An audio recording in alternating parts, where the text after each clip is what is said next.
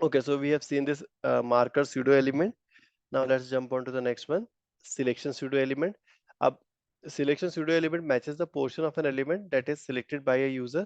चलो करके देख लेते हैं अपन। जैसे यहाँ पे try to yourself पे क्लिक करा, तो अब ये क्या लिखा है इन्होंने, कॉलन कॉलन सिलेक्शन लिखा हुआ है, सिलेक्टर में उन्होंने कोई वैल्यू नहीं दी है।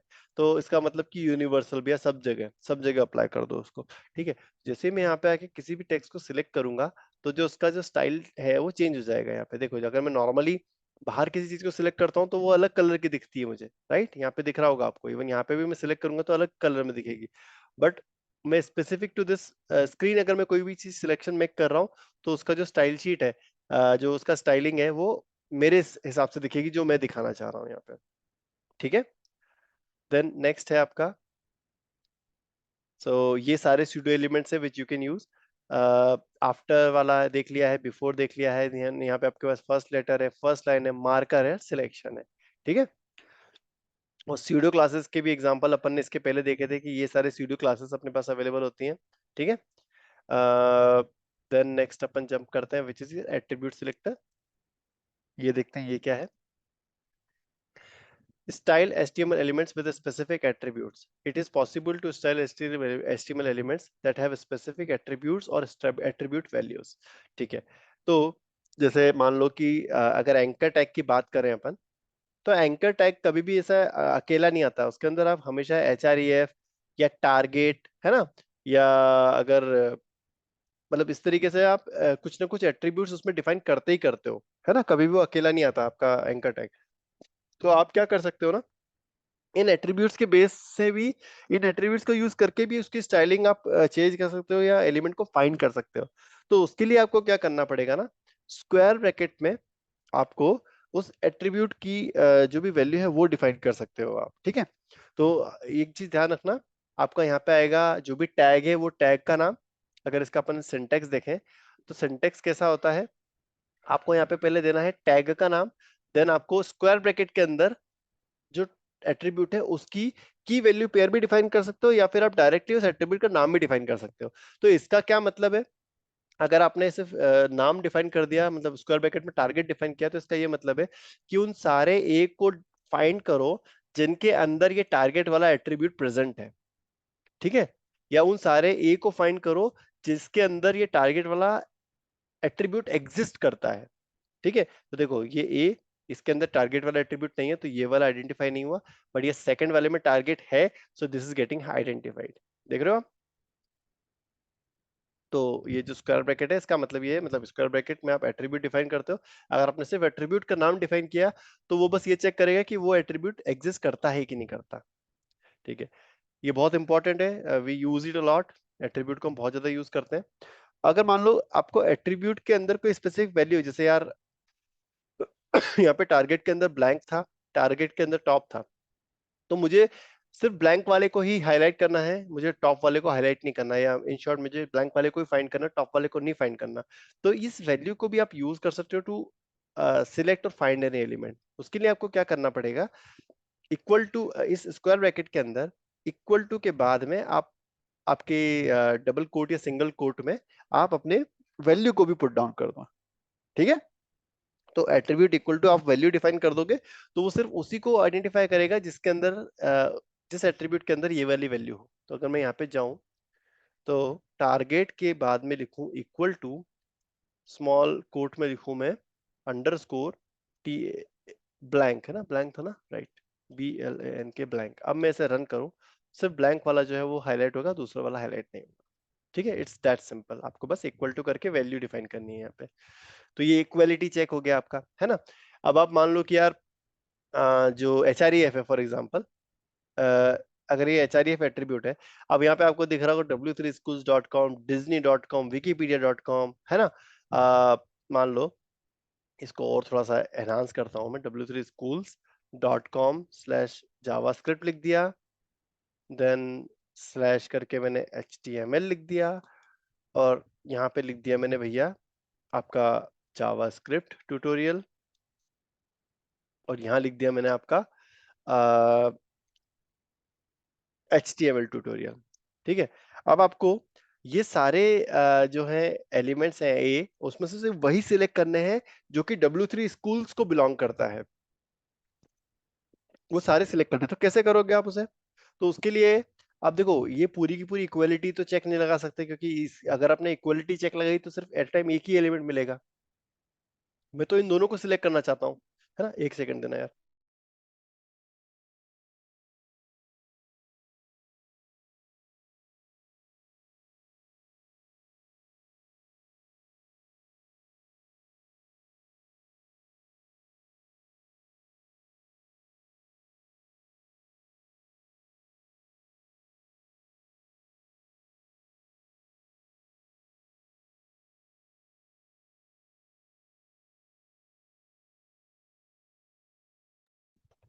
Okay, sorry for that.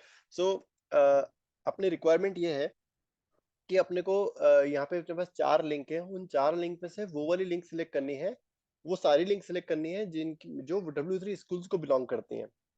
तो अगर मैं इक्वलिटी चेक लगा दूं यहाँ पे, चलो मैं लगाता हूँ, टारगेट की जगह मुझे बस यहाँ पे HREF लिखना रहेगा, और जो मेरी HREF की जो वैल्यू है वो वैल्यू यहाँ पे देनी रहेगी। अब मैं इसे रन करूंगा, तो अभी सिर्फ और सिर्फ जावास्क्रिप्ट सिलेक्ट हो रही है, मेरी रिक्वायरमेंट जो फुलफिल नहीं हुई। मुझे तो क्या करना था, वो सारे एलिमेंट हाईलाइट करने थे जो कि W3 स्कूल्स को बिलोंग करते हैं, राइट। तो उसके लिए इन लोगों ने क्या करा है, आपको स्पेशल यहाँ पे सिंबल्स प्रोवाइड करे हैं, जिनकी हेल्प से आप कंटेन्स वाला सर्च या स्टार्ट्स विथ या एंड्स विथ को भी आप अप्लाई कर सकते हो। तो टिल्ड जो है वो एक स्पेशल सिंबल क्या करता है, tilde selector is used to select elements with an attribute value containing a specific word. तो कंटेन्स वाला जो चेक है ना, पार्शियल मैच, वो आप इस टिल्ड को अप्लाई करके कर सकते हो। जैसे अगर मैं यहाँ पे जाऊं और HREF के इक्वल टू के जस्ट पहले मैं टिल्ड लगा दूं, और सिर्फ और सिर्फ यहाँ से सब हटा दूं मैं, सिर्फ और सिर्फ W3 स्कूल्स रखूं मैं, बाकी सब चीज हटा दूं मैं, तो अब ये क्या बोलेगा, उन सारे एलिमेंट को सिलेक्ट करो जिसके HREF के अंदर ये वाला वर्ड मिल रहा है। अब मैं रन करूं तो फट गया, नहीं चला भाई। उसकी डेफिनेशन पढ़ते हैं एक बार जरा अपन वापस से। The attribute value selector is used to select elements with an attribute value containing a specified word. The following examples selects all elements with a title attribute that contains a space separated list of words. Okay, so mistake कर दी है मैंने यहाँ पे समझने में। Tilde जो है वो स्पेस सेपरेटेड चीजों पे काम करती है, और यहाँ पे कोई स्पेस नहीं था इसलिए वो काम नहीं करा। ठीक है, इसका एग्जांपल अपन इस टिल्ड का स्पेसिफिक एग्जांपल देख लेते हैं अपन। तो देखो, यहाँ पे टाइटल में क्लेमेटिस स्पेस फ्लावर है, टाइटल में फ्लावर है, टाइटल में ट्री है। तो इसने क्या करा, टाइटल टिल्ड फ्लावर लिखा, इसका मतलब कि वो सारे फ्लावर लेकर आएगा स्पेस सेपरेटेड फ्लावर जिसमें हो। ठीक है, तो ये दो ही इमेज जो है अपनी आ रही हैं, जिनका बॉर्डर जो है वो उन्होंने येलो कर दिया, देख रहे हो यहाँ पे ये दो इमेजेस बस। सो अगर मेरे वाले सिनेरियो को अगर मुझे करना होता, तो अगर मान लो यहाँ पे स्पेस होता ना, लाइक दिस, तो मेरा वाला काम कर रहा होता। ठीक है, टिल्ड वाला। तो टिल्ड यहाँ पे जो मेरा जो यूज केस है उसमें टिल्ड काम नहीं कर पाएगा, मुझे कुछ और यूज करना पड़ेगा। देखते हैं, अपन आगे चलते हैं। तो उसके लिए मैं क्या यूज कर सकता हूँ, यहाँ पे और क्या दिया हुआ है इन लोगों ने, एक पाइप करके सिंबल भी दिया हुआ। पाइप क्या करता है, the pipe selector is used to select elements with a specified attribute whose value can be exactly the specified value और a specified value followed by hyphen. ठीक है, तो मान लो कि टाइट योरसेल्फ में जाते हैं अपन। तो देखो यहाँ पे top hyphen header, top hyphen text या टॉप कंटेंट करके 3 क्लासेस हैं अपने पास में। इन्हें क्या करा, यहाँ पे सॉरी, यहाँ पे पाइप के साथ में उन्होंने लिख दिया टॉप। तो अब इसे रन कर, ऑलरेडी रन करा ही हुआ है, तो इनने क्या क्या क्या कौन कौन से एलिमेंट सिलेक्ट करे, एक तो टॉप हेडर सिलेक्ट कर लिया है इनने, वेलकम भी हाईलाइट हो रहा है, टॉप टेक्स्ट भी देखो आपका हाईलाइट हो रहा है, बट टॉप कंटेंट आपका हाईलाइट नहीं हो रहा। देखो, टॉप तो इसमें भी है बट ये हाईलाइट नहीं हुआ, क्यों नहीं हुआ, क्योंकि इसमें हाइफन नहीं आ रहा है। ठीक है, तो ये जो पाइप का सिंबल है ना, ये हाइफन को मैच करता है। if you come here and you will see here again, this selector is used to select elements with a specified attribute whose value can be exactly the specified value or the specified value followed by hyphen। hyphen होना जरूरी है, तभी वो उसको select कर पाएगा, या फिर एग्जैक्टली मैच हो जाए। देन आता है आपके पास में ये कैप एट्रीब्यूट, कैप वाला सिंबल आता है। कैप वाला सिंबल क्या करता है, is use to select elements with specified attribute whose value starts with the specified value. तो ये स्टार्ट्स विद वाला यहाँ पे अपन चेक लगा सकते हैं यूजिंग दिस कैप। ठीक है, सो यार ये सेल्फ एक्सप्लेनेटरी, अगर मैं ट्राई टू सेल्फ में जाऊं यहाँ पे, अब देखो यहाँ पे इसने क्या करा है, उसी example top header, top text और टॉप कंटेंट में उसने क्या करा, कैप करके टॉप लगाया, तो ये सारे ही सिलेक्ट कर लिए उसने, देखो सारे सिलेक्ट हो गए क्योंकि सभी टॉप से स्टार्ट हो रहे हैं। ठीक है, सो स्टार्ट्स विद लगाना है तो आपको कैप लगाना पड़ेगा। ठीक है, ये टोपी जो है वो स्टार्ट्स विद का काम करती है, का काम करती है। Then we have this dollar symbol. Dollar क्या करता है आपका, एंड्स विद का काम करता है, देखो एंड्स विद। देन होता है आपके पास में स्टार। स्टार क्या करता है, वो कंटेन्स का काम करता है, कंटेन्स स्पेसिफाइड वैल्यू। तो इतने सारे अपन ने देखे, इनमें से कौन सा जो है आप लोग मुझे बताओ कि मेरे इस यूज केस को डिफाइन मतलब सॉल्व कर देगा। मेरा जो यूज केस था, यहाँ पे 4 लिंक है, मुझे सिर्फ उसी लिंक को हाईलाइट करनी है जिसमें W3 स्कूल्स आ रहा हो। बताओ मैं यहाँ पे कौन सा सिंबल लगाऊंगा, कौन कौन से सिंबल अभी अपन ने देख रखे हैं, मैं वो सारे सिंबल यहाँ पे लिख रहा हूँ। सबसे पहले तो हमने ये टिल्ड देखा था, राइट। देन उसके बाद हमने ये पाइप देखा था। देन हमने देखा था ये कैप। देन ये देखा था हमने डॉलर, डॉलर कहाँ गया ये, और फिर उसके बाद देखा था हमने लास्ट में स्टार।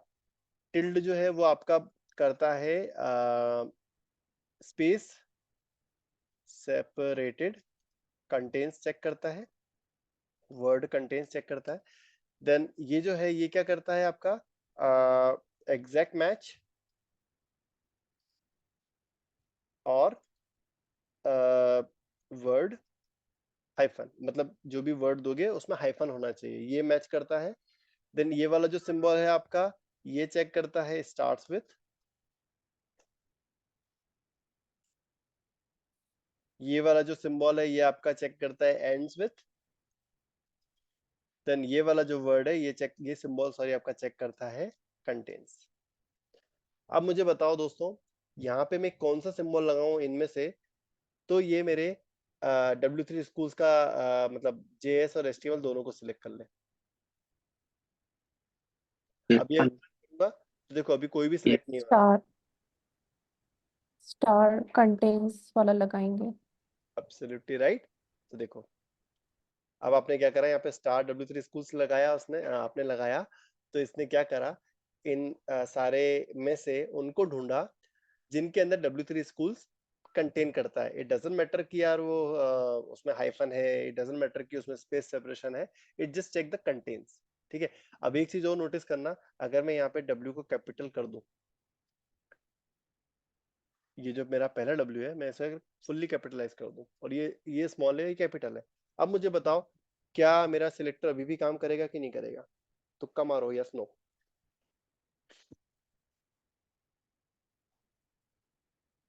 यस। यस। ओ रॉन्ग आंसर। ये तो केस सेंसिटिव होता है, मतलब आपके जो CSS सिलेक्टर्स रहते हैं ना वो सब केस सेंसिटिव होते हैं। ठीक है, सो अगर आपने बाय मिस्टेक आपके सिलेक्शन में ही अगर कैपिटलाइज कर दिया और यहाँ पे सब अगर स्मॉल है तो आपका लोकेटर काम नहीं करेगा। Got it. CSS सिलेक्टर जो है वो आपकी जितने भी एट्रीब्यूट की अंदर की जो वैल्यूज आप डिफाइन कर रहे हो ना, वो सारी आपकी केस सेंसिटिव होती हैं। बट आई होप कि ये जो वाला पार्ट है ना, ये वाला पार्ट, ये केस सेंसिटिव नहीं होता है। इसको अगर आप करोगे ना तो ये, इसमें कोई दिक्कत नहीं है, ये स्टिल वर्क कर देगा। बट अंदर का जो डेटा है वो आपको केस सेंसिटिव ही रखना पड़ेगा। देखो इसको मैंने जो मेरे एट्रीब्यूट का नाम है, एट्रीब्यूट का नाम है या एलिमेंट का नाम है, उसको अगर मैंने अपर केस लोअर केस करा तो उससे कोई फर्क नहीं पड़ेगा। बट अगर आईडी, क्लास या एट्रीब्यूट, अल्टीमेटली आईडी और क्लास भी एट्रीब्यूट ही है ना यार, तो अगर आपके एट्रीब्यूट की वैल्यूज को अगर आपने अपर केस लोअर केस कर दिया ना तो फिर वो काम नहीं करेगा, ये ध्यान रखना। ठीक है, सो एट्रीब्यूट सिलेक्टर में और कुछ बचा हुआ है क्या? आ गए अपन एक्सरसाइज पे। अब कोई भी अपना एट्रीब्यूट सिलेक्टर का मतलब टॉपिक नहीं बचा हुआ है यहाँ पे। So let me jump directly to one beautiful link. ठीक है, एक मिनट जरा मैं यहाँ पे ट्रैक कर लूँ यार चेकलिस्ट में कि कुछ छूटा तो नहीं। पहले तो इंट्रोडक्शन देख लिया था अपन ने, सिंटैक्स देख लिया था अपन ने, देन सीएसएस सिलेक्टर्स में टैग भी देख लिए थे, आईडी भी देख ली थी, क्लास भी देख लिया था, यूनिवर्सल मतलब वो स्टार वाला, ग्रुपिंग सिलेक्टर भी देख लिया था, कॉम्बिनेटर भी देख लिया, pseudo class, pseudo element, attribute भी देख लिया था। अब अपन लास्ट देखते हैं सीएसएस सिलेक्टर रेफरेंस। सो ये एक क्विक रेफरेंस आपके पास में पेज अवेलेबल है, जहां से आप सारे जितने भी टाइप के अभी अपन ने डिस्कस करे ना, वो सारे टाइप का प्रैक्टिकली देख सकते हो। आपको खुद को उसे टाइप करने की आवश्यकता नहीं है, आप यहाँ पे आओ इस सीएसएस रिलेटेड रेफरेंस पे, देन आप नीचे जो एक ट्राई एडिटर का बटन होगा उस पर क्लिक करो। क्या है यार ट्राई एडिटर का बटन, ये रहा, यूज अवर सीएसएस सिलेक्टेड रेफरेंस पे क्लिक करो आप, तो ये वाला एक पेज ओपन हो जाएगा। It's a very beautiful page, right. अब आप क्या करो, यहाँ पे जितने भी आपके सीएसएस सिलेक्टर्स डिफाइन करे गए उन पे आप क्लिक करो, तो ये क्या करेगा, आपको सिलेक्टर का जो डेफिनेशन है वो बताएगा, है ना, क्या काम कर रही है, कैसे काम कर रही है, और राइट हैंड साइड में उस चीज को हाईलाइट कर देगा, सो दैट यू कैन सी। अब आप देखो इसका जो एचटीएमएल पेज है वो आपको एचटीएमएल पेज पूरा का पूरा यहीं का यहीं दिख रहा है, right, this is your whole HTML page, ठीक है। तो इस एचटीएमएल पेज या इस एचटीएमएल कोड को भी आप यहीं के स्टडी करके आइडेंटिफाई कर सकते हो कि चीज कैसे काम कर रही है। चलो सबसे पहले अपन इसको डिस्कस करते हैं, पहले तो मैं रीलोड कर लेता हूँ ताकि इसको रीसेट कर लें अपन। अब डॉट इंट्रो का मतलब ये है कि वो सारी मतलब सारे एलिमेंट जिसके अंदर इंट्रो वाली क्लास हो, this is what it means, ठीक है। तो आप ये वाला जो एचटीएमएल का कोड है इसमें देखो, इस div के अंदर ये वाली क्लास है इंट्रो, ठीक है। देन लाइन बाय लाइन अगर अपन रीड करें तो इस पी में भी कुछ नहीं है, पी में भी नहीं है, इस div में ये div देखो यहाँ से यहाँ स्टार्ट हुआ था, ये div यहाँ एंड हो गया। देन अपने पास में ये यूएल के अंदर ये आईडी है, ठीक है। देन इस क्लास के अंदर ये माई कोट है, इस लैंग के अंदर सॉरी इस पी के अंदर एक लैंग और टाइटल दिया हुआ है, एच3 के अंदर कुछ भी नहीं है। देन पी स्टार्ट हुआ, यहाँ पे एंड हुआ, बी के अंदर डेटा दिया हुआ है, टेबल दी गई है, टेबल खत्म हो गई। सब्सक्राइब टू माय न्यूज़लेटर के अंदर आपका फॉर्म दिया हुआ है जिसमें name text field, email text field, female और ये सब आपके रेडियो बटन्स हैं, ये डिसेबल्ड है भैया हमारा। देन कैटेगरीज के अंदर ये सारे चेक बॉक्सेस दिए गए हैं। देन आपके यहाँ पे एक लकी नंबर बिटवीन 1 to 10, यहाँ पे एक रेंज दी गई है जिसमें मैं वैल्यू अगर मैं कीबोर्ड से अप डाउन करूँ तो वैल्यू चेंज होगी, but you can see that value up down तो हो रही है, चेंज तो हो रही है, बट अगर मैं अप की दबाऊंगा ना तो यहाँ पे कोई चेंजेस नहीं होगा, 10 के ऊपर नहीं जाएगा, बट मैं टाइप कर सकता हूँ। So this is an important thing, right. So अब आप इसको देख लो तो ये आपको एक एचटीएमएल का एक आइडिया आ गया होगा कि एचटीएमएल पेज क्या है। अब अपन यहाँ पे देखते हैं कि डॉट इंट्रो क्लिक करने पे वो हाईलाइट करेगा, तो यहाँ पे मैंने इस पूरे एचटीएमएल पेज को मतलब अंडरस्टैंड करा है, स्टडी करा है, तो मुझे पता है कि सिर्फ इसी div के अंदर वो इंट्रो वाली क्लास लगी हुई है, तो ये जो div है ये पूरा का पूरा हाईलाइट होना चाहिए। सो let me click on that and you can see that only div is getting highlighted, right. अब हैश लास्ट नेम, राइट में मुझे ये पेज देख के बताओ कि अगर मैं इस पे क्लिक करूंगा तो कौन कौन से एलिमेंट हाईलाइट होंगे।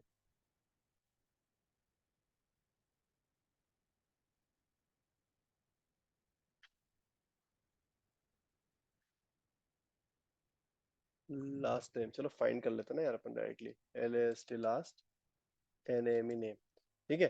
सो you can see that only duck is having last name, इसके अलावा कहीं पे भी लास्ट नेम नहीं है। तो मैं लास्ट नेम पे क्लिक करता हूँ तो ओनली डक वाला एलिमेंट है वही हाईलाइट हो रहा है, एंड यू कैन ऑब्जर्व मतलब यहाँ पे आप प्रैक्टिकली देख सकते हो कि उस पूरे एलिमेंट को वो हाईलाइट कर रहा है, ठीक है। देन डॉट इंट्रो और हैश लास्ट नेम मतलब कि आपके दोनों एलिमेंट को ये हाईलाइट करेगा क्योंकि कॉमा करके उसने कॉम्बिनेशन करके दिया हुआ है, right. So let me click on it. So देखो आपका लास्ट नेम वाला एलिमेंट भी हाईलाइट हो रहा है बकायदा, और आपका जो इंट्रो है वो भी हाईलाइट हो रहा है। देखो हाईलाइट कैसे करा, उसमें बॉर्डर रेड कर बॉर्डर दे दी है लाल कलर की, और बैकग्राउंड जो है वो येलो कलर का दे दिया है। देन H1 को हाईलाइट कर दो, जितने भी H1 है, देन जितने भी H1 और जितने भी P उन सबको हाईलाइट करो। देन उन सारे P को हाईलाइट करो जो कि div के डिसेंडेंट है ना। तो ये देखो यहाँ पे सिर्फ ये वाला ये 3 P हाईलाइट हुए, बाकी कोई भी P आपका हाईलाइट नहीं हुआ, ठीक है। देन UL प्लस P, नहीं sorry div, then this greater than symbol then P, इसमें वो सारे P को सिलेक्ट करो where the parent is the div element, और यहाँ पे वो सारे P को सिलेक्ट करो where the that are inside the div element. तो ये यहाँ पे आप वेरी इजीली अंडरस्टैंड कर सकते हो यार, ये इसमें डिफरेंस क्या है, ये एंगुलर ब्रैकेट सॉरी एंगल में और स्पेस में क्या डिफरेंस है, you can see here. Then UL plus P मतलब select all P element that are next to UL element. तो देखो यही सिर्फ ये वाला पी एलिमेंट है जो कि यूएल के बाद में है, बाकी कोई भी पी यूएल के डायरेक्टली बाद में नहीं, तो वो सिलेक्ट नहीं हुआ है। देन यूएल टेबल, तो select all table element that are sibling of UL element. तो देखो सिर्फ ये वाला टेबल जो है वो आपका यूएल का सिबलिंग है। इट डजंट मैटर कि डायरेक्ट सिबलिंग है, मतलब अगर सिबलिंग वाइज रिलेशनशिप भी है किसी भी तरीके से, तो वो सारे सिलेक्ट कर लेगा वो। देन स्टार, स्टार मतलब सारे एलिमेंट। ऑलराइट, सो यहाँ पे देखोगे आप तो ये बहुत एक्सटेंसिव लिस्ट दी गई है, राइट। सो इसको आप गो थ्रू करना, ठीक है। अब इसमें जो है जो इम्पोर्टेंट है बस उसको डिस्कस कर लेते हैं अपन। जो करना जरूरी है अभी तक अपन ने नहीं देखा था, ये वाले करते हैं, राइट। कॉलन चेक्ड, इस पे अगर मैंने क्लिक करा तो देखो सिर्फ ये रेडियो बटन सिलेक्ट हो रहे हैं, वही रेडियो बटन सिलेक्ट हो रहे हैं जो कि यहाँ पे सिलेक्टेड है, या वही चेक बॉक्स हाईलाइट हो रहा है जो कि सिलेक्टेड है। देन कॉलन डिसेबल्ड, सिर्फ डिसेबल्ड वाला एलिमेंट हाईलाइट हो रहा है, देखो this is disabled, right. Then enabled, तो सारे इनेबल्ड जितने भी एलिमेंट है वो सारे आपके फॉर्म एलिमेंट वो हो जाएंगे, सिलेक्ट हो जाएंगे। देखो नेम, ईमेल, फीमेल में भी मेल और सॉरी फीमेल और मेल वाला element, then ducks, hog, dogs, humans and your this range. Then empty, सारे एम्प्टी एलिमेंट्स आपके जो हैं वो सिलेक्ट हो जाएंगे। देन सिर्फ वही एलिमेंट सिलेक्ट होगा जिस पे फोकस लगा हुआ है। Then P first child, P first child मतलब कि उस पी को सिलेक्ट करो जो कि फर्स्ट चाइल्ड हो। Select all P elements that are the first child of their parent, ठीक है। तो देखो यहाँ पे सिर्फ वही पी सिलेक्ट हुआ जो कि अपने पेरेंट का पहला चाइल्ड है, ठीक है। अगर आप बात करो तो ये जो पी है ये इस डिव का फर्स्ट चाइल्ड है। उसके बाद में अगर आप ये वाला पी देखोगे तो ये पी अपने जो मेन बॉडी है उसका तो पहला, दूसरा, तीसरा, चौथा चाइल्ड है, तो ये सिलेक्ट नहीं हुआ है यहाँ पे। देन पी का फर्स्ट लेटर, देखो हर पी का फर्स्ट लेटर यहाँ पे सिलेक्ट कर लिया सूडो एलिमेंट सिलेक्टर को यूज करके। देन पी का first line pseudo element selector use करके उस पी के फर्स्ट लाइन को सिलेक्ट कर लिया है। पी फर्स्ट ऑफ टाइप मतलब कि सारे पी को सिलेक्ट करो जो कि पहले पहले मिल रहे हैं, मतलब हर उनके पेरेंट में जो पहले पहले पी है उन सबको सिलेक्ट करो। तो ये वाला पी सिलेक्ट हो गया है क्योंकि डिव का पहला चाइल्ड है, और ये वाला पी सिलेक्ट हो गया क्योंकि इसका जो पेरेंट है which is body, probably body होगा, उस बॉडी का ये पहला पी है इसलिए सिलेक्ट हो रहा है, ठीक है। So that is why we are getting these two P are getting selected here. Then H1 hover, अभी देखो H1 होवर पे अपन ने क्या करा है, इसका हाईलाइट वाला कोड स्टाइलिंग लगा दी है, बट वो हाईलाइट हुआ नहीं, क्यों? क्योंकि उस पे होवर एक्शन अभी हुआ ही नहीं ना। जब मैं माउस लेके जाऊंगा तब होवर होगा, तब वो सिलेक्ट होगा। देन नेक्स्ट है आपका इनपुट इन रेंज, तो रेंज वाला तो देखो इकलौते यही है ना। अगर आपने रेंज में नंबर डाला तो हाईलाइट होगा 1 से लेके 10 के बीच में, पर अगर आउट ऑफ रेंज डाल दिया विच इज 11 तो वो हाईलाइट हट जाना चाहिए। सी हाईलाइट हट गया। देन आपका नेक्स्ट है out of range, out of range पे क्लिक करोगे तो हाईलाइट हो जाएगा, अगर रेंज के अंदर आ गया तो हाईलाइट नहीं होगा, ठीक है। तो ये रेंज पे ही लगता है, in range out of range. Input invalid, अगर जैसे मान लो ईमेल जो है, अगर आपने ऐसी वैल्यू डाल दी this is an invalid email, तो ये हाईलाइट हो जाएगा, राइट। इनपुट वैलिड, तो यहाँ पे उन सारे इनपुट को हाईलाइट करो जिनमें वैलिड वैल्यू है, इनवैलिड में वो सारे इनपुट को हाईलाइट करो जिनमें इनवैलिड वैल्यू है। देन लैंग इट, उन सारे एलिमेंट को हाईलाइट करो जिसका एट्रीब्यूट या लैंग वाला एट्रीब्यूट है उसमें ये वाली वैल्यू डिफाइंड हो, आईटी वाली। देन पी लास्ट चाइल्ड, मतलब उन सारे पी एलिमेंट को सिलेक्ट करो जो कि अपने पेरेंट के अंतिम चाइल्ड है, लास्ट चाइल्ड है, ठीक है। So you can see that इस डिव का जो ये पी है ये इसी डिव का लास्ट चाइल्ड है, और अपना ये जो लास्ट पी अपने को यहाँ दिख रहा है it is not a last child of the root div, so that is why root जो भी एलिमेंट है उसका लास्ट चाइल्ड नहीं है, क्योंकि लास्ट चाइल्ड तो आपका ये बाकी के जो एलिमेंट है वो है, इसलिए वो ये वाला पी हाईलाइट नहीं हुआ, ठीक है। देन लास्ट ऑफ टाइप, उन सारे पी को सिलेक्ट करो जो कि अपने पेरेंट में लास्ट में आ रहे हैं, ठीक है। तो देखो डिव के अंदर ये वाला पी लास्ट में आ रहा था इसलिए सिलेक्ट हो गया, और ये वाला पी इससे सिलेक्ट हो गया कि उस इस पेरेंट के अंदर ये लास्ट पी है। देन अगला है nth चाइल्ड इवन, अब देखो ये वाली चीज अपन ने पहले नहीं देखी थी, इससे क्या हुआ, अपने nth चाइल्ड के अंदर इवन और ऑड आप डिफाइन करके आप यहाँ पे उसके हाईलाइट कर सकते मतलब सिलेक्ट कर सकते हो कि इवन वाले एलिमेंट सिलेक्ट हो, जैसे ये 1, ये 2, ये 3, ये 4, ये 5, तो इवन वाले सिलेक्ट हुए। nth of child old odd करूंगा तो ये सारे ऑड वाले सिलेक्ट होंगे, 1 2 3 4 5। देन आपके पास में है nth चाइल्ड 1, इसको सिलेक्ट करोगे आप तो ये क्या करता है, सिलेक्ट li के अंदर nth child 1, select all li element that are first child of their parent. कहाँ है भैया, ये देखो। तो जो फर्स्ट चाइल्ड वाला जो है ना अपने पास में, फर्स्ट चाइल्ड वाला जो है अभी अपन ने देखा था ये वाला, इसी का एक और अप्रोच है जिससे इसी आउटपुट को अपन इम्प्लीमेंट मतलब अचीव कर सकते हैं। nth चाइल्ड के अंदर अपने को 1 लिखना पड़ेगा, तो ये क्या करेगा, वो सारे li को लेके आ जाएगा जो कि अपने पेरेंट के पहले पहले चाइल्ड है। You can see here right, nth child, nth last child 1, ये क्या करता है, select all li element that are first child of their parent counting from the last child. मतलब यार इन शॉर्ट की लास्ट वाले एलिमेंट को वो कर लो, सिलेक्ट कर लो, वही लास्ट चाइल्ड वही चीज है यहाँ पे। nth ऑफ टाइप 2, इसमें क्या करेगा, सेकंड एलिमेंट को सिलेक्ट कर लेगा वो। nth ऑफ लास्ट टाइप 2, तो नीचे से सेकंड, ठीक है। बी ओनली चाइल्ड, मतलब कि उसी बी को सिलेक्ट करो जो कि यार ओनली चाइल्ड हो, मतलब देख रहे हो इस पी के अंदर सिर्फ और सिर्फ बी है और कोई एलिमेंट नहीं है। Then H3 only of type, सिर्फ उसी H3 को सिलेक्ट करो that are only child of its type of their parent। मतलब अगर इस पूरे डॉक्यूमेंट में अगर एक और H3 होता ना तो फिर वो हाईलाइट नहीं होता, क्योंकि वो ओनली चाइल्ड नहीं होता, राइट। देन कॉलन रूट, तो भैया जो रूट एलिमेंट है इस पूरे वेब पेज का उसको हाईलाइट कर लो, उसको सिलेक्ट कर लो। तो ये आपके एक एक्सटेंसिव लिस्ट यहाँ पे दी गई है, इसमें प्रैक्टिस करके आप अंडरस्टैंड कर सकते हो how it works on your document, HTML document। So I believe this is it for the session. Thank you. Let me stop the recording.